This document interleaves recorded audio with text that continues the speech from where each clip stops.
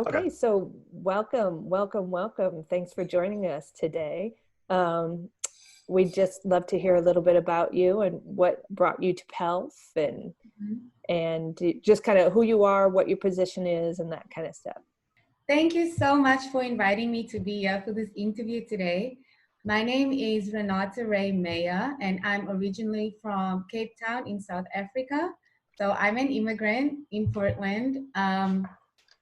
The first time I came to Portland, I just fell in love with the city. It just seemed like such a queer, friendly, creative place where you really could just live your best life and be anything you wanted to be. And actually, a few months after that, I met my now husband in China. And guess where he's from? Portland, Oregon. And, when we started dating, we did this whole meet the folks tour. So he came home with me, and then I came home with him. It was in 2016 during the election season, and it was terrible. I had the worst time in Portland, Oregon. I felt super out of place. Everywhere I went, people stared at me.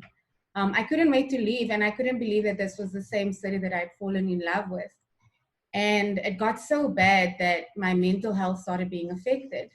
I went to see a doctor at an immigrant healthcare center, and I said, "Doctor, I feel invisible and hypervisible at the same time."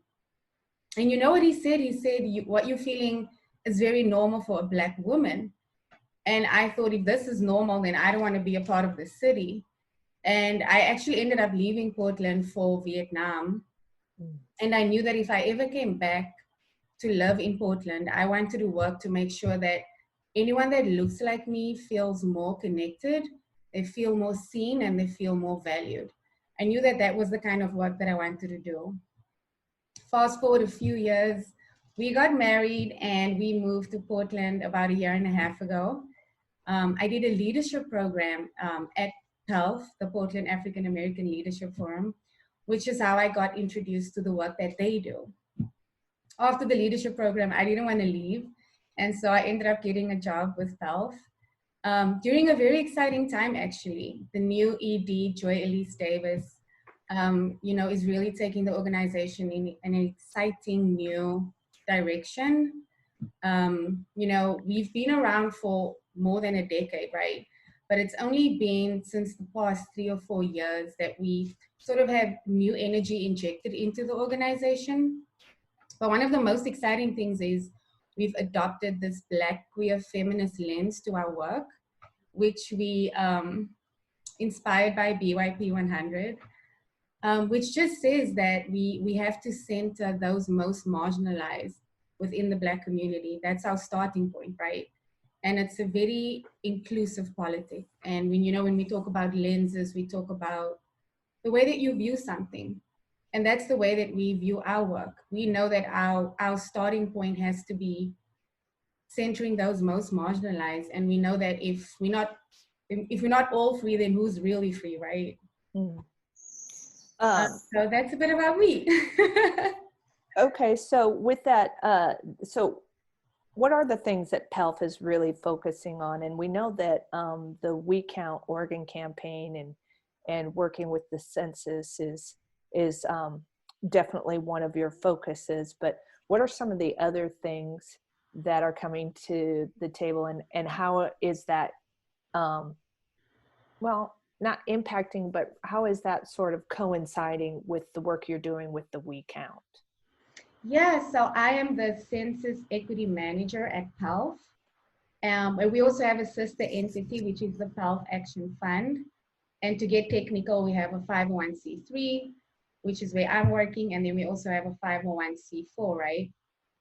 So PAALF, the Portland African American Leadership Forum, is where we do leadership development, like I was talking about. This is where we engage with our community through organizing, direct action, and political education. The 501c4 is PAALF Action Fund, and this is where we engage in political action, which includes lobbying, advocacy, and electoral work. So we are doing so much organizing right now because, organizing essentially is just creating community. And that's the work that we've always been doing. We strive to create a community where all people of African descent feel connected and where they are living in a city where they can thrive. So we working on our Black Possibility Survey, which is very exciting. This survey helps us build Black organizing power in Oregon. It helps us map out where Black people live so that we can create tribes where folks can get connected with like-minded folks. We are also working on a childcare campaign, which is very exciting. We're working on accessible, high quality, universal childcare campaign. And then also we're moving a lot of our work to a digital space.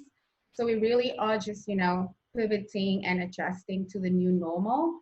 But of course, my big project is the census. That's where it's happening for me right now. Um, the We Count campaign is a statewide campaign, and it's made up out of about 12 or 13 community organizations. Mm-hmm. All of these organizations are already doing work in hard to count communities. And these hard to count communities include Black people, Indigenous people, people of color, immigrants, refugees, renters, rural folks, and children under 5. These are the communities that are really at risk of being undercounted in the census for various reasons. But if you fall in this hard to count category, you need extra in-person engagement before you take the census. So before you take the census, you'd need someone to talk to you about the census, or you'd need someone to explain why it's so important. And so this is the work that the campaign is doing. So it's a statewide community-led effort to ensure that the hard to count communities understand and take the census. Of course, understanding the census is one thing, but what we really want is for everyone to take the census, because the census is for everyone. And the census work ties into what we do at PAALF because, we, like I mentioned, we envision a world where people of African descent enjoy the rights, resources, and recognition to be a thriving, resilient, and connected community. So essentially, we envision a world where people of African descent count, where they matter, and where they are all accounted for, right? So during our field campaign, which is where we are phone banking and calling people about the census, our goal is to contact 5,000 Black folks about the census. Of course, because of the current global pandemic, all work has now moved online. So now I'm managing my team online, and they are rapidly meeting their field goal. They're doing an amazing job because this work is really urgent. Black people are historically undercounted, and we need to disrupt that pattern in Oregon because the census is about power, it's about money, and it's about representation, right? And I'm sure we'll dive into this a bit more, but the number of people counted directly correlates to the amount of funding that we get for programs. And all Oregonians rely on these programs, whether you think you do or not. I like to think of the census in terms of your quality of life. The census impacts your quality of life. And I'm sure most of us can care about that, right? And make a connection with that. Right. But also, the 2020 census could mean another seat in Congress for Oregon, which is an opportunity for our voices to be heard. So are you, are you operating out of the PAALF office off of Williams now? Or are you all at home, or Yeah. how are you? See, I'm asking the question that I don't want you to. Okay. No, we can wait. We can wait. No, actually, you know what? He doesn't need to be on the call for that question. So in light of this pandemic, how are you guys dealing with the, being, how is the community accessing your center? Is it closed? Are they coming in and keeping social distancing? Are they using the facilities to fill out their census? Yeah, we're all working from home, so we don't provide any direct services. So luckily, we haven't had to redirect folks. We're a really small team, and luckily, before all of this happened, we were all pretty well versed on digital systems. So we've all been using that. I had to hire my team of 12 organizers online. I'm managing them via Zoom. So we just had to find ways to adjust to the new normal. A lot of our programming, we are moving online. So we are so ready for this digital space. We'll be hosting a lot of events and meetups on the school digital platform called Hopin. That's really safe and secure. Um, so we'll be having social gatherings, happy hours, political education. So yeah, How the work is still continuing, and we're still organizing, and we still, just trying to make sure that our community stay connected. So what have you guys been getting feedback from people? Because obviously the mailers already went out, and Mhm. so, and it's not complicated, is it? It's not really a bunch of complicated questions. Yeah, not at all. The cool thing about the 2020 census is you can fill it out online. That's big. This is the first time ever that you're able to do that. And I took it online. It took me 8 minutes, and it only has 9 basic questions. Right. It's so basic. The census will never ask you your social security number. The census will never ask you for money. So it will never ask you for any credit card information. And the census will never ask you about your citizenship status. It's so basic. It's your name, your last name, your address, your sex. Um, How right many people in the now, household? Yeah. right now it's only male and female, which we can organize for more inclusive questions, but Mm. those are the options we have right now. How many people are living in the house? Um, and then, of course, your date of birth. Uh, Oh, those are so all the interesting about the gender specific questions too, because we do uh, a community event, and it's a timed event, the MLK Dream Run. Mhm. But we face the same thing there. That we have to, like, it's USATF guidelines, right? Yeah. And I know they're wrestling with that too, because at the moment it's kind of like it's either male or female, and that's the category you're running in, right? We have age categories, but it's really only male or female. And I wonder why, because the census seems like that's relevant data if it's asking ethnicity, you know what I mean? Why it's not asking, I guess, this the identity in terms of sexuality. Is that? Yeah, I mean, it's frustrating. It really is frustrating. It really feels like the census is excluding so many people, by refusing to include more markers for the way that you want to identify, right? But the good news is that this year is the first year that you can indicate that you are in a same-sex relationship. This year, we also have more markers for race and ethnicity. So we are making progress. And, also, we're telling folks who don't identify as male or female, we're telling folks who, identify anywhere on the spectrum. Fill out the one that you want to fill out for now. The census only happens once every 10 years. We could start organizing so that they have more markers for the way people want to identify. But this is what we've got this year, and we do want to make sure we get this federal dollars to our communities. And are you finding that people are refusing to take the census because of that reason? No, we're not really finding that that's the reason. Okay, thank you, Steve. Bye, Stephen.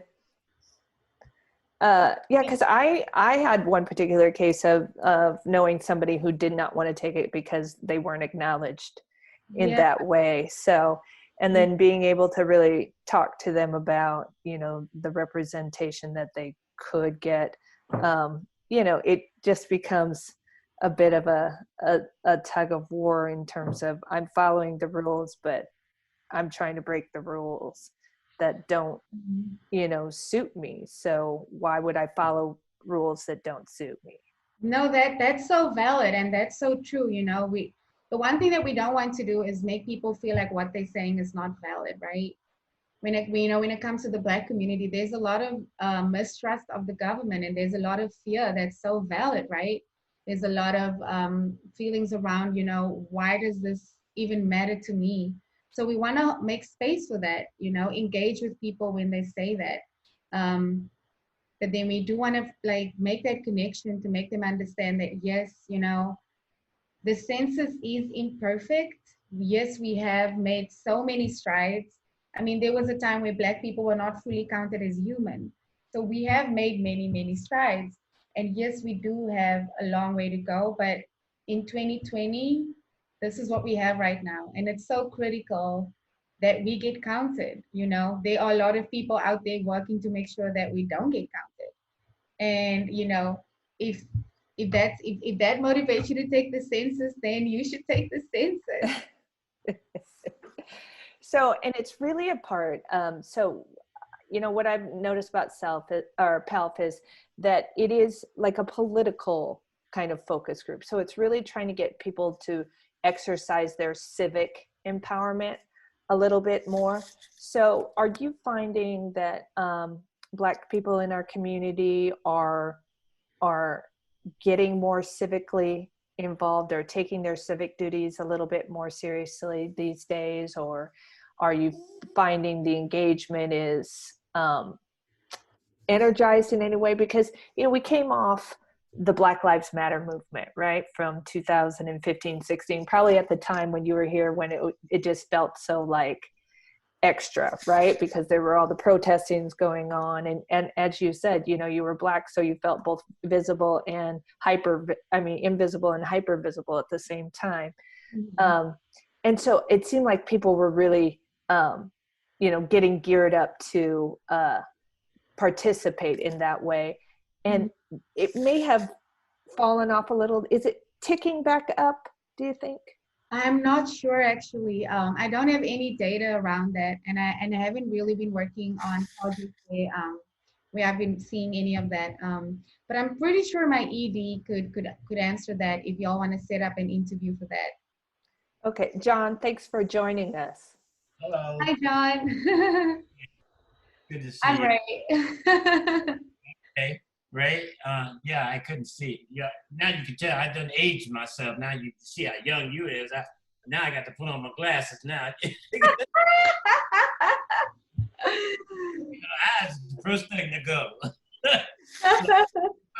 Folks, I'm sorry for being so late. I just meeting after meeting, but I'm glad that they got an opportunity to say hi to you and get a sense of what's going on. So, Fawn, where are you guys at in the interview? How's things going? Right. So we talked a little bit about, what some other things that PAALF is focusing on. And Ray in particular is assigned to the Census campaign. Mm-hmm. And, her director was Joy. And she was talking about some of, they were going strong to the femme women kind of movement and doing a lot of engagement around that community because it's a hard to reach community. And I was kind of waiting for you to join us to ask this question, John, because I know that, sort of the Black male initiatives and achievements and the condition of the Black man is a very important subject for you, right? It's just something you have deep care about. And I'm wondering about, some of the engagement around the census because, what? Can you hear me? I care about all my Black people. I just, like I said before, it's just that Black males seem to be the most marginalized today, amongst us. So, and I keep seeing that go a little bit more left all the time. Okay, meaning that since we got, or is that something you're asking me to, to elaborate on, or is that just something you just threw out there to get my? Well, I want to keep it also about the work of the census and the hard to count. But when I look at I've been waiting for you to really dig in with Ray about is like, what is really constituting hard to count people in the Black community? What are you seeing? Who are the hard to count demographics there that you guys are focusing on? Because is PAALF specifically focusing on the Black community? Yes. So as I mentioned, we are part of the coalition for the Hard to Count campaign. And each of these community organizations work in a specific community. And so PAALF is, we're at the table to specifically make sure that Black people get counted in Oregon. That's neat. That's a great thing. Welcome. I've been making sure that Black people were counted for the last 60 years. Yeah.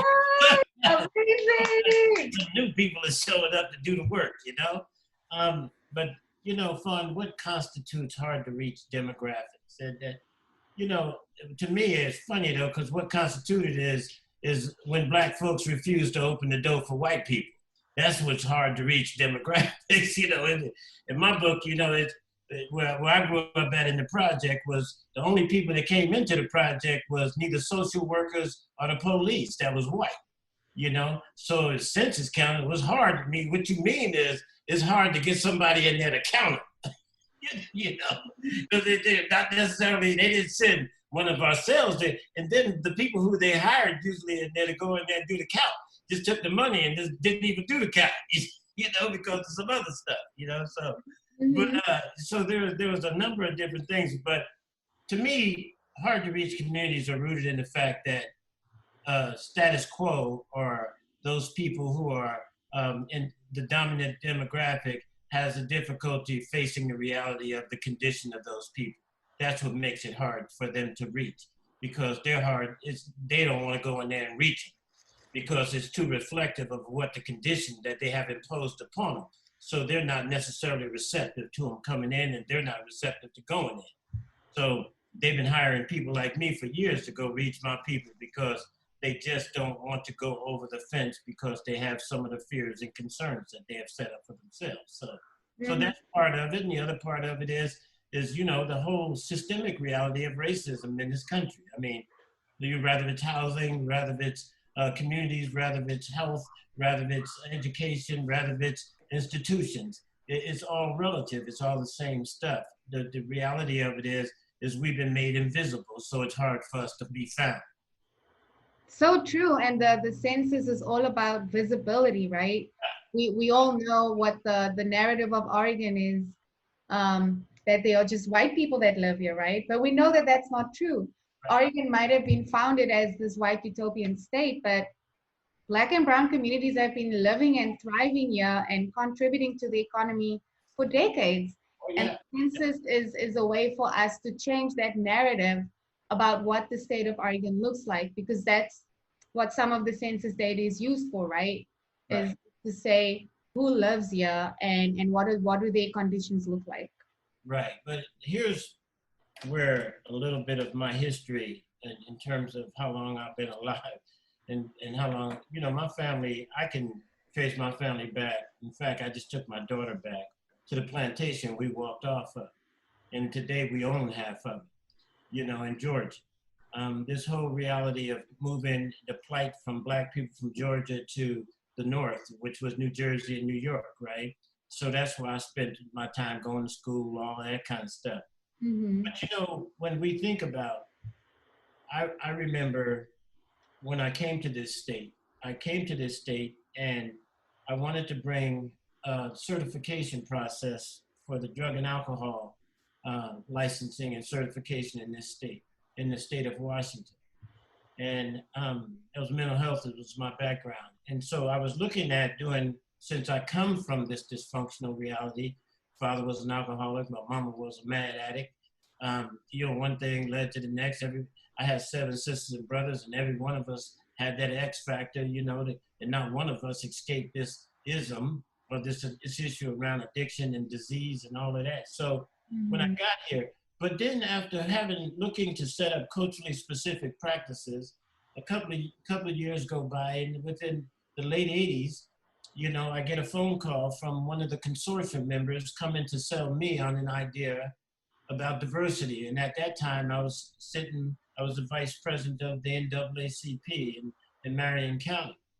And they come to me and they said to me, his name is Jim Seymour. And it's so ironic because a couple of years back, I got an opportunity to find him in front of Catholic Community Services and said to him, "You sold me a lie. You sold me a lie on diversity." When they sold me diversity, they said to me very clearly as we were walking, it was a planned agenda by white America, because we had already known that affirmative action was under attack already. But when he sat me down, he was clear about, and we were walking around, actually he didn't sit me, we were walking around the park, is that if we simply adopted some of these other fights or entities onto the platform, the issues of women, the issues of other cultures, handicaps, LGBTQ community. If you allowed all that on the platform, when I said why, he said that it would accelerate the platform. It would get you to your destination quicker. And I thought about it for a second and I go, well, it took us this long to get enough nerve to get culturally specific about our agendas. But now, if you're saying that this would help us a little bit, sure, I'm begrudgingly, I'll go along with it. Well, it was ironic because along the same time of a 20-year investment in that, the State of Black Oregon was published. And what we had to do as a unit of Black clinicians, we correlated that data. And we found that diversity did not accelerate us in any way imagined that by allowing others in diversity to come onto that platform. In fact, in some categories, we lost momentum. It went to -1%, and that was in the area of incarceration, right? And so I got to wondering and thinking about that, and I'm going, wow. And then equity came to play, which was to me and a lot of my colleagues like the nail in the coffin kind of thing. And the reason why I say this is this. I go to the white man most of the time, and when we talk about reparations, I see this big old green bottle I got in my hand. And I ask him and I say, listen, if you got some concerns about how I feel and think about you or whatever that might be, I would simply forgive you if you would swallow this for me.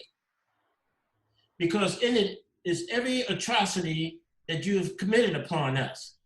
And I will forgive you if you swallow this. Well, the likelihood of him swallowing this big old green jug is almost nil, you know? And nil in the sense that he would rather make this disappear before he swallows it, because it wouldn't be in his best interest to swallow this. This would probably kill him, you know, to some degree. So for him, it's more of a thought of saying, well, if I can't reason with this, then I would just as soon make you disappear, because when the white man travels the world and his ability to say he has done the greatest and he's the biggest and he's the best and he's all of this around the world, the one dark spot, and ironic that it's a dark spot, the one spot that he has that they will never let him off the hook is that they say you're not as great as you say you are because of the way you treat your Black people in your country. So he would prefer to make that entity disappear, and that was what diversity and equity was all about. It was about allowing enough diversity in that room of discussion to where he didn't have to discuss this anymore. But he could also show his goodness and humanitarianism by helping everyone else, but yet he will not address the core base issue of what civil rights was originally developed for. And that was the advancement of Black people in this country and their agendas. And we still, to this day, women and all of that are great. I love my women, I love women, you know, I can't tell you enough about how much I love them, you know. But the bottom line still remains is the only one that's still left on that platform with no growth whatsoever in the last 20 years is the Black male. And so, you know, you can bring me along as much as you want. So the census is for, in that part is really, really an important reality that we begin to understand, because status quo recognized if you kill the male, you kill the unit. You kill the structure, you kill the foundation of the family. And if you continue to do that, then you really have nothing in return. So that was just my take on what I believe why we count is so important at this point in time. Because if there are enough Black males amongst us, but we refuse to get counted. Yes, the Black woman is carrying the note on some occasions in some units, but I don't believe that the Black male is getting the appropriate credit from the family unit reality, because someone set in precedence back in the late 80s that the Black woman was the backbone of the family. That was another one of those things, you know, because I know enough Black men who carry the backbone of their families over the years that have continued to do so. So I'm all for a recount, but I'm sort of a little bit cautious about some of all these unique dynamics that we're bringing to the table about that, because there's a lot of diversity, a lot of equity and all that, but it don't point to the foundation of the problem. It continues to just make it invisible. So the last book that I'm writing this time around is rooted in this invisible man principle. And so that's where we're at. But I'm so glad to see you biting at that and moving it along and discussing it with our people and making sure that they ain't invisible no more, and make sure, let them know to put this dot or whatever it is on their head and let them know that they're going to be counted. And that's really what's important. So I hope I answered your question a little bit fine. I didn't mean to Well, take I wasn't.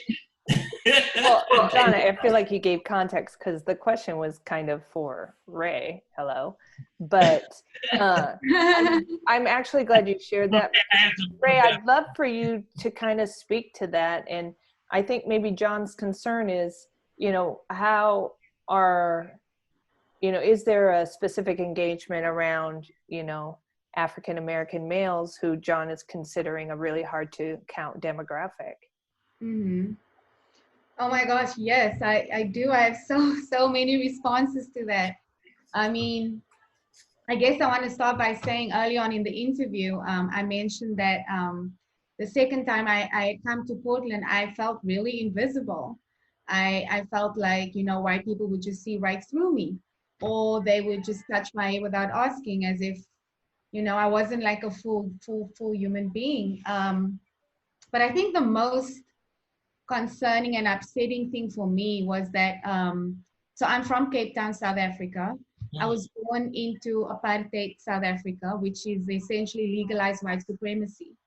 And when I came to Portland with my now husband, he had told me that we'd be staying in a black neighborhood, a historically black neighborhood. And so this made me feel a bit better because, we had just left Cape Town and now we were coming here to meet his family. And we got to Kenton, and let me tell you, historically black does not mean that they are preserving the space so that black people always have a community. I went for weeks without seeing anyone that looks like me, and it really started making me feel crazy. Yeah. I started feeling like, people were just seeing right through me, or I would be the only black person in a coffee shop or in a restaurant. It got really bad, but it reminded me of the very specifically designed system of apartheid. Yeah. And this was no accident. And the fact that there are hardly any black people living in Kenton today is also no accident. And I knew that if I ever came back to Portland, I wanted to be involved with anti-displacement work. It's one thing to use the word gentrification, right? Yeah. But we should call it what it is. Families are being displaced, sometimes as far as outside of their home state, right? Sometimes families are moving to the state of Washington, or sometimes they're moving to the South, right? So that's my piece on invisibility. The exciting thing about the We Count Oregon campaign is that it's led by Black and Indigenous people. This is not just about being trusted community messengers. This is about us doing the work. This is about self-determination, right? Yeah. And it's so critical that we do this work, because nobody's got us like we've got us, right? That's right. And unfortunately, in 2010, the census undercounted 2.1% of the Black population. Right. The bad news is that was even worse than the undercount in 2000.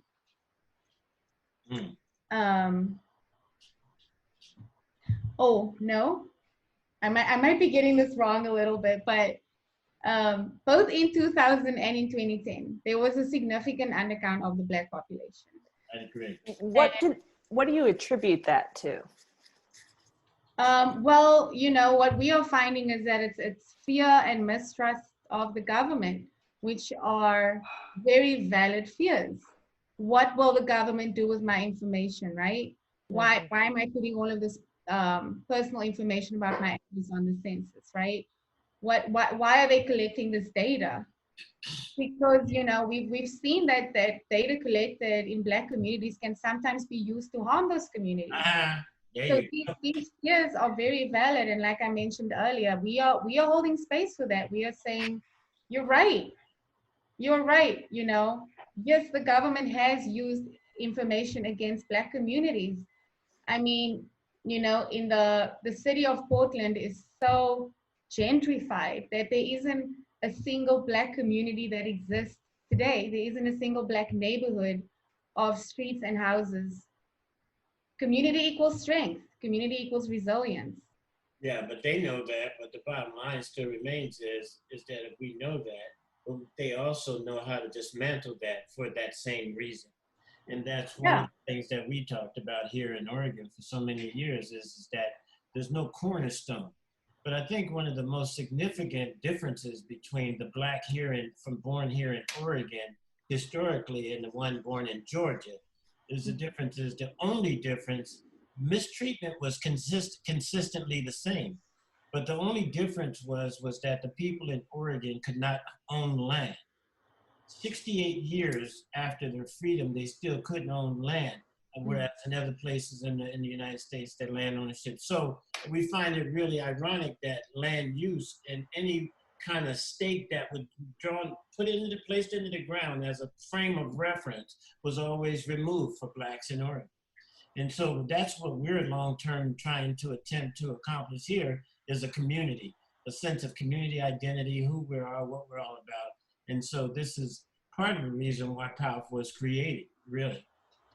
Yeah, we are all about we envision a world where all people of African descent are connected and are in community, because that's where your strength comes from. That's where your resilience comes from, right? And we've seen that Black people, especially in the state of Oregon, have been so resilient.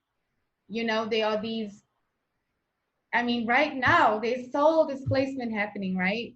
But Black people, they still get up every day and they do the best that they can to make sure that their community is taken care of. I mean, if there's something that Black people have always understood, it's how to take care of community, right? No matter how many barriers and hurdles that keep springing up, we're gonna keep taking care of our people, right? And one of the ways that we can do that right now during the coronavirus is taking the census, because the census makes sure that your communities get the money that they need, right? Um, right now, it's projected that we could have the worst undercount of Black folks that we've had in 30 years. Wow. And it is critical that we don't make that statistic true, right? Right. African American men have been historically undercounted in greater numbers than men of other racial or ethnic groups. This is a pattern that needs to be disrupted, right? And some of the work that we're doing at PAALF also is the school to prison pipeline. I mean, Black kids right now make up 2% of the school population, but they make up 9% of the school discipline. So we're saying that the math doesn't add up, and we are saying that we are seeing this pattern and we will work to make sure that it gets disrupted, right? Right. Census also misses more Black children than any other children. And if you miss a kid under 5 now, in 10 years' time, that's a teenager. 10 years of missing out on resources for Head Start, for school lunches, that's completely unacceptable. Right on. So, you know, for all of these reasons and more, it's so critical that our communities get counted. You know, the census only happens once every 10 years. And for every person that doesn't get counted, we lose about $4,600 per person per year for the next 10 years. That's $1 billion in federal funding. And this is funding that goes to programs that we all use. Every Oregonian uses that, whether you fall under hard to count or not. I'm talking about SNAP, Head Start, Medicaid, the roads that you use, the schools that your kids go to, money for seniors, veterans. All of these people and all of these programs rely on census money. And it's also really important for the state of Oregon because a lot of our budget comes from that federal money that we get based on the census count. Also, you know, in 2010, we missed gaining another congressional seat by such a small margin that if we could make sure that we count everybody, we could gain an additional seat. That's political power, that's representation. So just some of those other programs, again, is food stamps, so SNAP, the National School Lunch Program, Medicaid, the Children's Health Insurance Program, CHIP, Section 8 housing vouchers, foster care, special education grants, Head Start, low income home energy assistance program. And like I said, we all know someone, if not ourselves, that uses this, right? I mean, we all use roads. We all know people that use hospitals. Right. It's about quality of life, and it's high time that Black people get the resources that they deserve, and the political representation too. So And that what census will give us. what kind of feedback are you getting from your team in terms of people's receptions to this, in the Black community? People's reception to the census. Yes, to your outreach, where if you've followed up and inquired, like, hey, have you taken the census? And so what's been the feedback that you're getting? The feedback has been well, actually. A lot of Oregonians have already filled out their census, which is very exciting.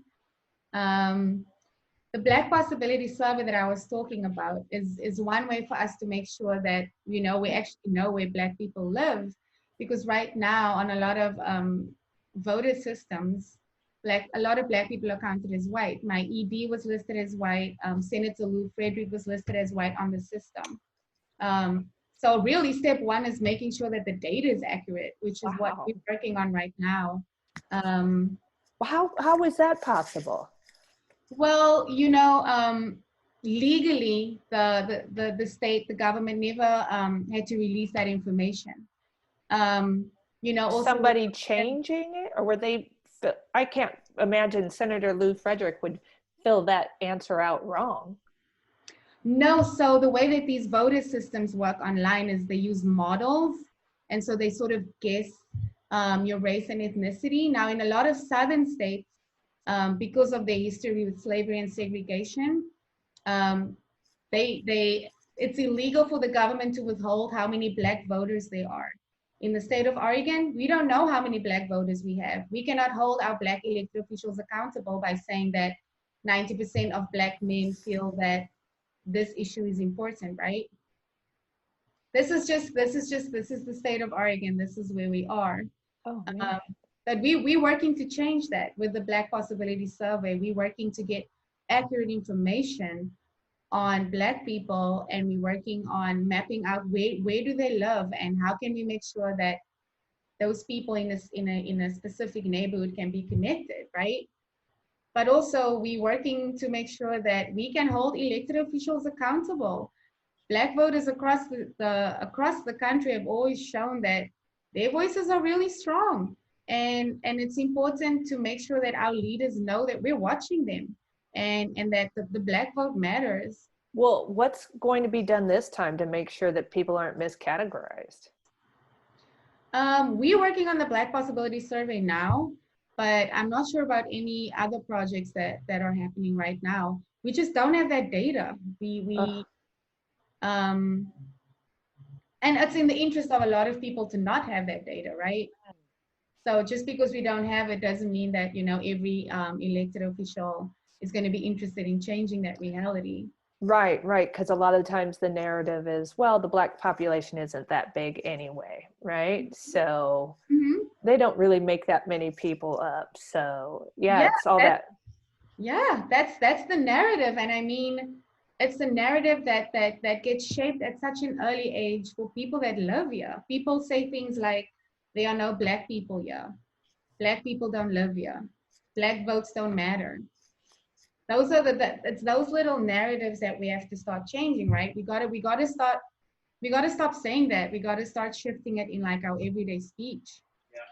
Because for someone to say there are no Black people here, like right in front of me, that's like, I'm standing right here, I work at a Black-led organization with Black people. My census field team, there's a lot of Black folks, so. Right. The invisibility, it was interesting, John, you missed it, but when she first started, she was talking about being both hyper visible and invisible at the same time.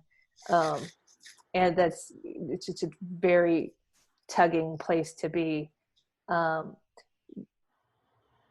so what about, so you're an immigrant, right? So what about the immigrant community? Because I would think that some people would be like, especially if they're on temporary visas, or some are illegal immigrants or something, they're going to say like, why would I give the government that information? They're going to come find me and deport me, or they're going to start to mess with me as a result of that. How do you address those kind of fears?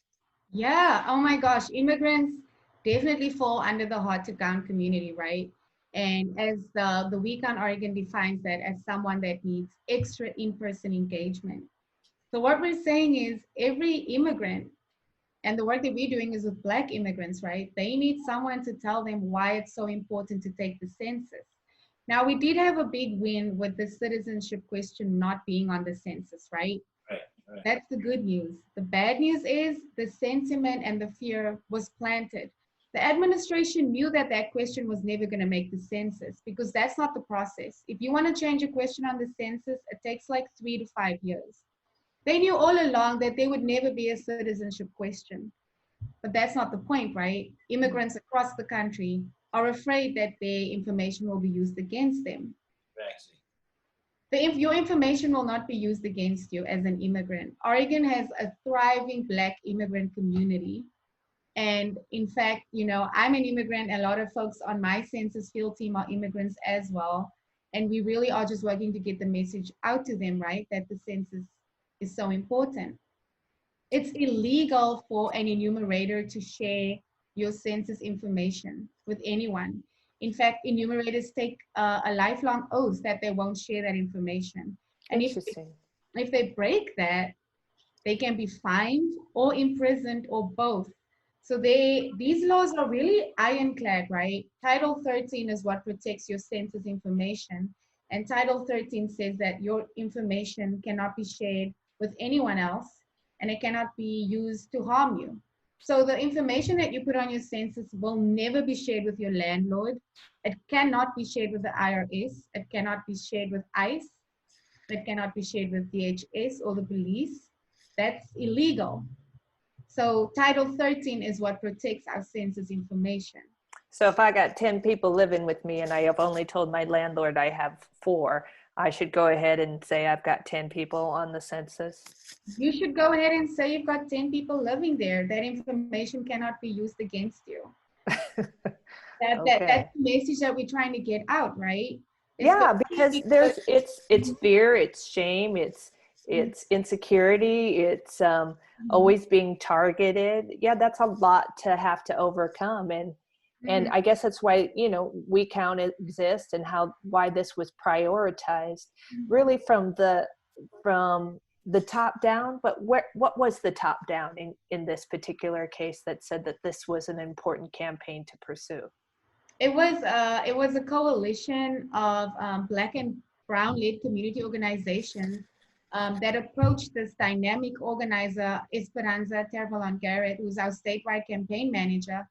Esperanza did amazing work for the census in California and was really able to make sure hard-to-count communities get counted. So these local leaders got together and they went to Esperanza and they said, we need you to spearhead this project so that folks can get counted. The cool thing about the Week on Oregon campaign is it's community led. We're outside of the US Census Bureau. We're outside of the government. We are community first, right? People first. So we aren't calling people demanding that they take the census. We are calling people and asking them, have you taken it? This is how you can take it, and this is why it matters. So we really are meeting people where they are, right? Mm-hmm. And when it comes to the Black community, you know, like I mentioned, is that fear and mistrust of the government, very valid fears. When it comes to Black immigrants, fear and mistrust, you know. Black immigrants get treated very poorly in the state of Oregon. But those are a lot of news stories that we don't hear, right? So what we do is we hold space for all of that. We say, you're right. You know, information has been used against our communities in the past. But we answer their questions honestly. And You know, when we think of these three tough questions, it's people want to know what will the government do with my information? They want to know, is it safe to take the census? And finally, they want to know, why does the census matter to me, right? But you know, the government uses the information to allocate federal funding. They use it to give monies to states. And the more people you can get counted in your state, the more money your state can get for those services, right? So the number of people counted directly correlates to the amount of funding that people get, right? And again, like I mentioned earlier, they also use that data to show what a state looks like. And this is really a chance for the Black community to show that we are here and we've been here and we live here and we love here and we thrive here and we're not leaving. Everybody that lives in the United States, every living person gets counted. And we will not be intimidated. We will not be intimidated by anyone. We will get counted and we will make our voices heard.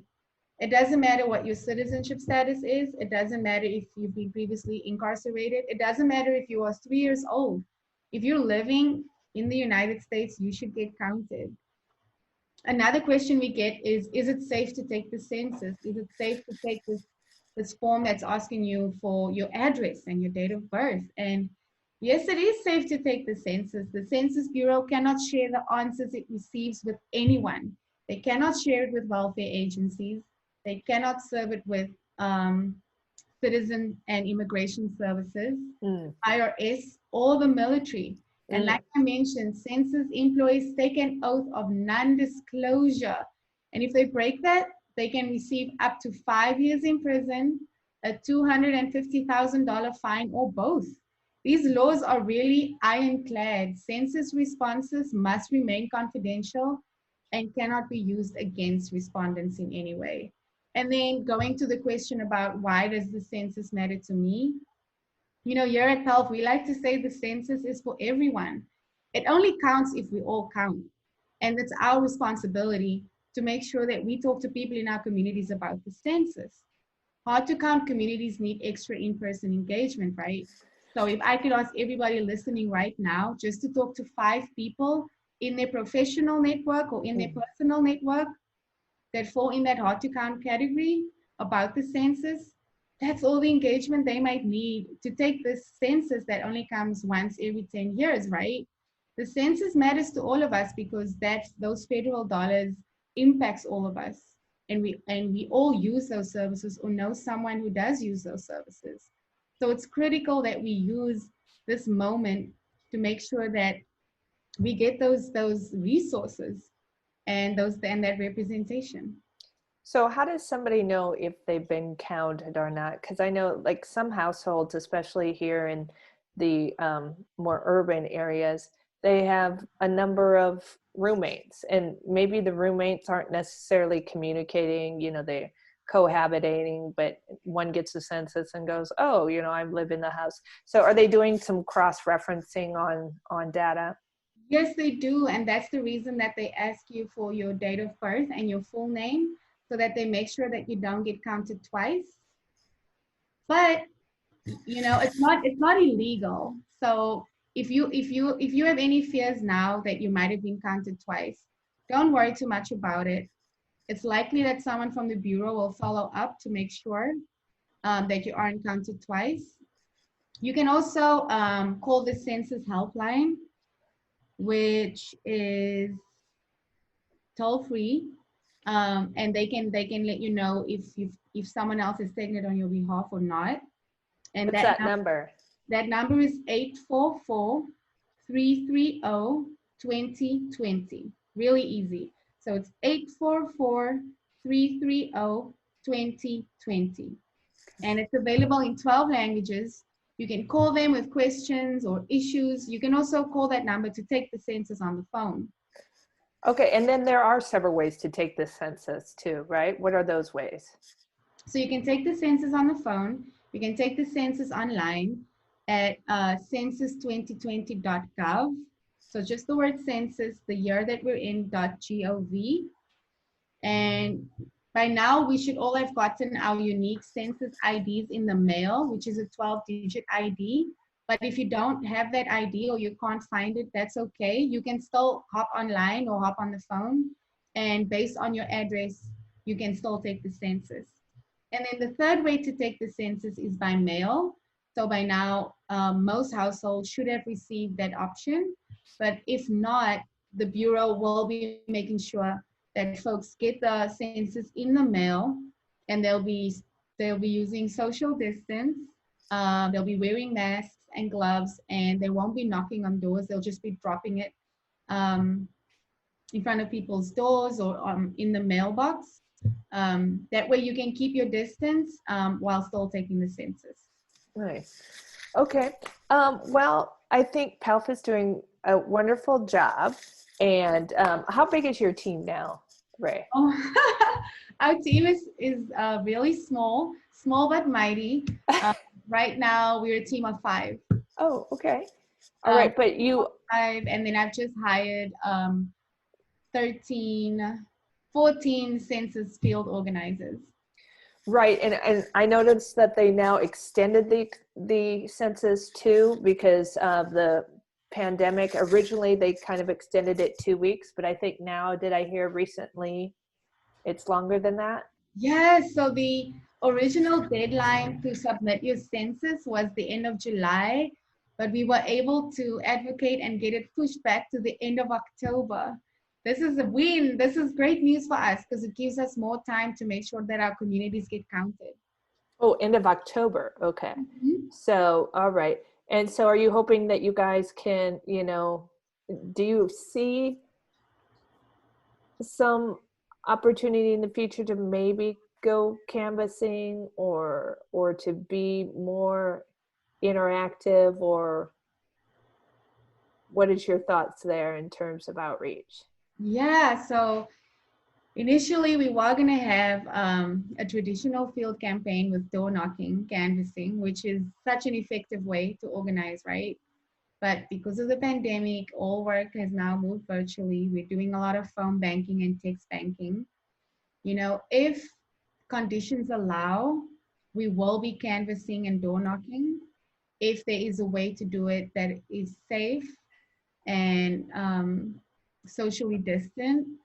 Of course, the safety of our community is our first priority, right? Right. So we are guided and led by what the governor says with the amazing team that she's working with.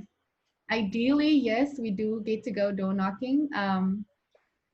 But if not, we'll just keep on coming up with non-traditional ways to get this work done. Well, Ray, thank you so much. This has been a good interview. I appreciate all that you've shared. Now, if people want to get more involved with PAALF or get more involved with the work that you're doing with the We Count Oregon campaign, how can they get connected to you all? Yes. Thank you so much for asking. It's so easy to stay connected and stay plugged in. Of course, my first request is take the census. Take the census right now. Take it today. It takes less than 10 minutes. You can take it online. Isn't that amazing? If you have a smartphone, all you have to do is go to census2020.gov to get involved or to learn more about the campaign. You can go to wecountoregon.com and you can find all of the information about the campaign, and also the website is in different languages. And then to get involved with the work that PAALF is doing, please check out our website as well, paalf.org. That's PAALF.org. And you can also find our Black Possibility Survey on the website. So just go to paalf.org, click on Black Possibility Survey, and that's a way to stay plugged into the work that we're doing. And please also follow us on social media. You can find We Count Oregon and PAALF on Facebook and Instagram. Anything to say, John? No, I mean, I bet you probably asked her the question, and I don't want to be redundant because I came in late. So, but no, I think this is a great interview. And sister, welcome to Oregon. Stay tight. Stay tight. You're doing what you're doing, okay? Yeah. I always believe, people always ask me, they say, well, why'd you stay in that place called Oregon? I said that the front line to our struggles is right here. Yes. Because if they tell me this is the whitest place in America, well, where's a better place for me to put my stake in the ground and determine, you know, that there's a place to be influenced here. You know, I don't need to be where everybody else is fighting the fight. I'm fighting right on the front line, right in the front place. So anyway, I'm glad you're here. Much respect to you. Keep doing what you're doing. And if we can be of any service or help to you, you just let us know. Yeah, thank you so much. I appreciate that. And I completely agree. I have so much more work to do here in the state of Oregon. Yeah. I won't leave until I get the work done. And I'd love to end with a quote by Winnie Mandela, which says, "You cannot intimidate people like me anymore." Yeah, wow. Wow, that's crazy. You hear that? You cannot intimidate people like me. Yeah, I'm not, this quote is from John Washington. I will not go silently into the night any longer.